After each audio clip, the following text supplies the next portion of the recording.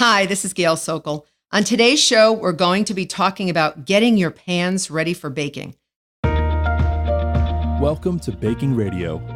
Learn the art and science of baking with author, educator, and award-winning chef, Gail Sokol. Whether you've been baking your whole life or you're brand new to the world of baking and you're looking to build your confidence and learn new skills in the kitchen, you're in the right place. This is Baking Radio.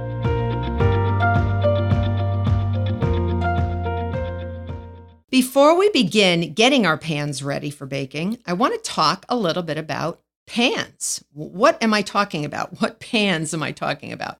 So it depends on the recipe. You read a recipe, let's say for brownies, and it says you need a 9 by 13 inch sheet pan. So that means it's going to be a rectangular pan, and you can go to the grocery store and get an aluminum tin pan, a very cheap little pan that you could bake your brownies in, or a cake, or you can get a nice one at one of the kitchen supply stores or grocery store. You could get it made out of Pyrex, stainless steel, aluminum. There's so many different materials, non-stick, things that do stick. And that's part of today's show is how to get your pans ready so things don't stick. When you make a layer cake, that usually involves more than one cake pan.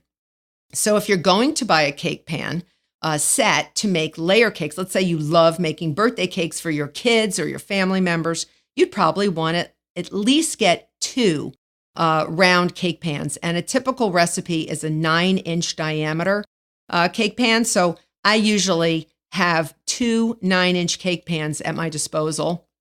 Once you buy them, you have them forever.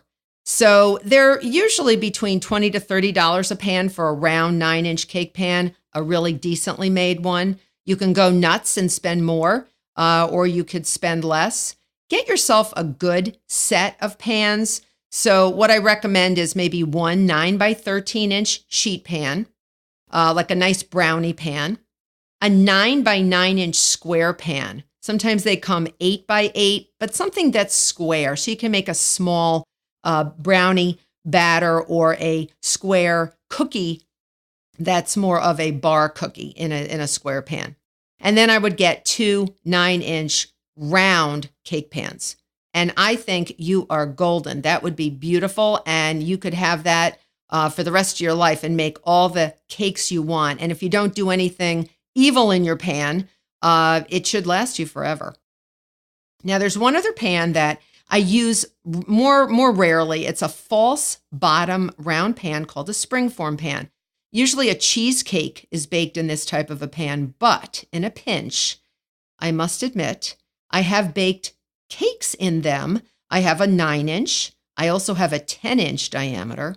And guess what? I also have an 11-inch. I have about 3 or 4 of these.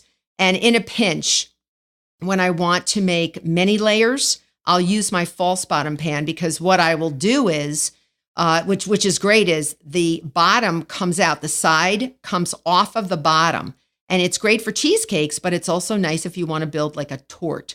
With different fillings inside, you can make layers of a cake filling, another cake layer, more filling, and then top it with another cake and make it nice and tall because a lot of these false bottom cake pans or these springform pans come about 3 inches high. And most cake pans are not that high. They're usually about 2 to 2.5 inches high. So, just heads up, if you want to have it all, get a springform pan as well. They're sort of cool to have.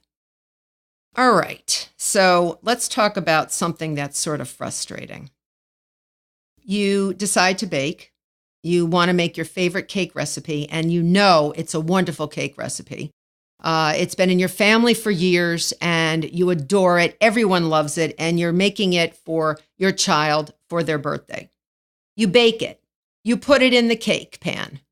You bake the cake completely. You let it cool, and it won't come out of the pan, and you want to scream. The thing won't come out. So we're going to prevent that. I call it baking insurance. You want to practice baking insurance. And that means you want to get your pans ready for baking. So I guarantee you, or your money back, that you're going to get this cake out in one piece if you do as I suggest. And the first thing you want to do is grease and flour your pans properly. And I have seen many students, I sort of stand over them and I don't say anything, just sort of like, a big mom figure. And I just watch. And you see some funny things. And I will tell you about a few funny things that I have seen. So I've seen people spray a pan with nonstick cooking spray, and they just spray the bottom. Okay, mistake number one.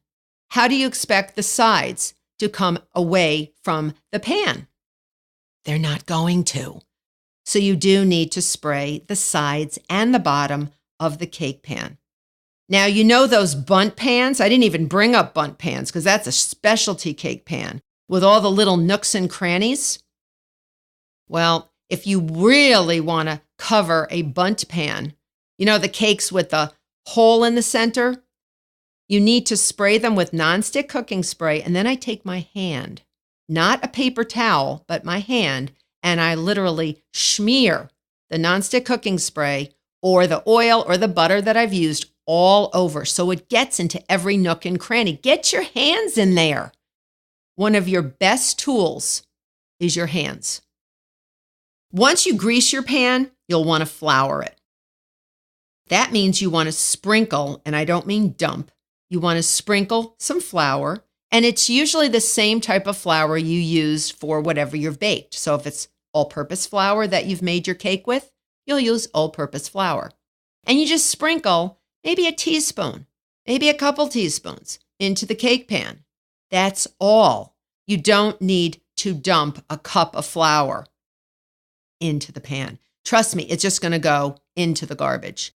And then what you're going to do is you're going to rotate that pan.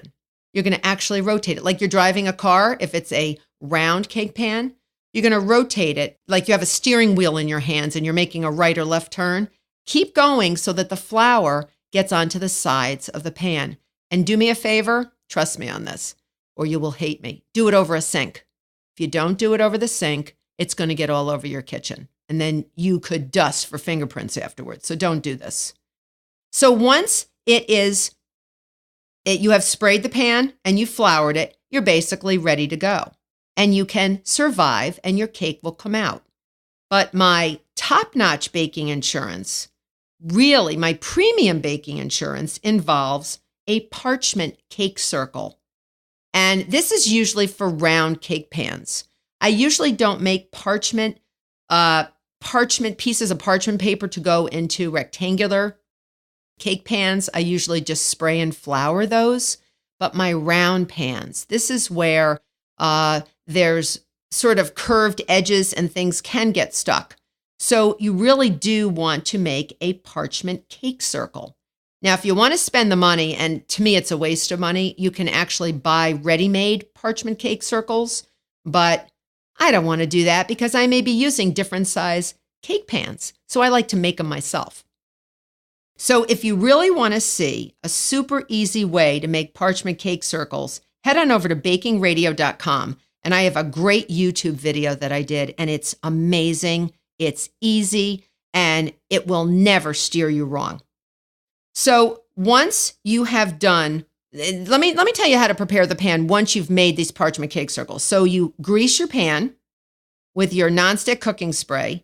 Then you put your cake circle into the round cake pan, press it down to the bottom, and then spray the top of the parchment circle again with whatever you're greasing it with, whether it's nonstick cooking spray or oil or butter, and then flour on top of that parchment cake circle.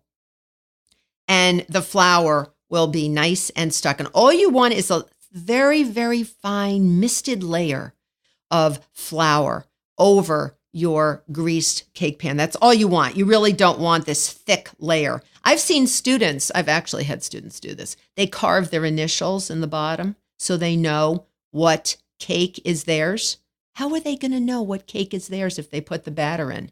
How are they going to see their initials? The other thing is, it starts scraping up the flour and the greased area from the bottom of the cake pan. So that part of the cake gets stuck.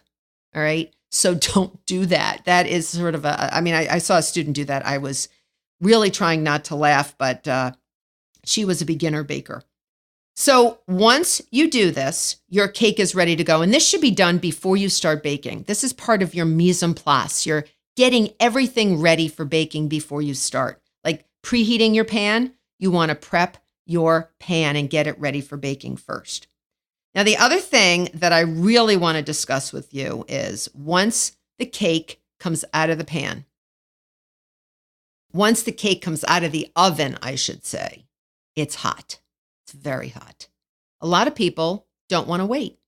And they'll say, you know what? I want to get this cake out right now because I want to frost it. I want to get it going. Kids are coming for the birthday party. Well, you have to be organized.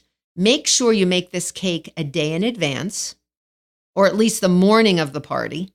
And you want to let this cake cool.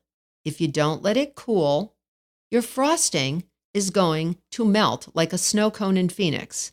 And it will slide. Your layers will slide over the top and fall apart. Many weddings have had this happen during hot weather. These wonderful cake bakers will make these beautiful tiered concoctions for these beautiful, beautiful couples on their beautiful day, only to see the weather get hotter and hotter, and they've got buttercream, and the buttercream melts, all right? And the cake layers start shifting like tectonic plates of the earth, and you've got yourself a major earthquake, and your day is ruined. So you really want to make sure your cakes are cooled properly. You don't want them ice cold. You want them barely warm. In my experience, they come out the best out of the cake pans when they're barely warm. So if you can hold the bottom of the cake pan very comfortably and it just feels very, very, very slightly warm, you're ready to take it out. So how do we remove it so we do have our quality insurance pay off? First thing you want to do is have something to put your cake on. Don't just flip it out of the pan onto your hand. That is a no-no. So what you want to do is either get a large plate, and in my experience, I love using cardboard cake circles, and I like them to be about the same diameter as the cake. They're very easily found in many stores. You can even get them online. They're very inexpensive. And I put tin foil on them or aluminum foil on them so that you can flip the cake over, and then once you flip the cake off of it, you can actually remove the foil and reuse that cardboard cake circle. So once you get your cake and it's the right temperature and you have your cardboard cake circle covered with foil, you want to take either a small offset spatula or a little tiny paring knife, and you want to ever so gently go around the edges of the cake. And you may pick up some of the flour that you used to dust the cake pan originally, and that's fine. And just go around the circle. Just keep going around the circle so every edge is sort of separated from the cake pan. Because the perfect cake has baked from a batter into a solid cake that has baked onto the sides of that cake pan. But again, ours has been floured and greased, so we know what to do. So once you cut around the edges, gently give your cake a little flip. Like just hold it from the bottom and just give it a little flip, like you're flipping shrimp scampi on a frying pan on your stove. Just a little tiny flip, but very small, and it should loosen. And do this all the way around. Just sort of rotate your pan and give it a little flip. Now, when you see it's loose, take your cardboard cake circle that's been covered with foil, put it upside down so the foil is over the cake, and flip it out gently. And it will just put it on top and just flip that pan over. So now the pan is on top with the bottom facing up, and gently remove your cake pan. And voila, it should come right out.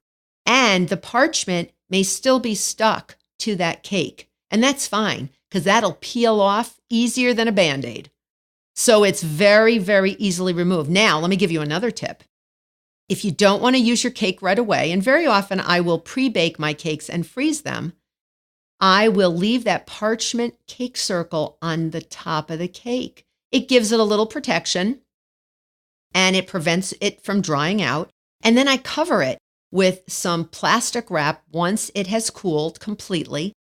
And I put several layers of plastic wrap over it, date it, label it, and then I can store it right in my freezer until I'm ready to frost it. So that's a really good tip because that parchment paper really keeps it from drying out.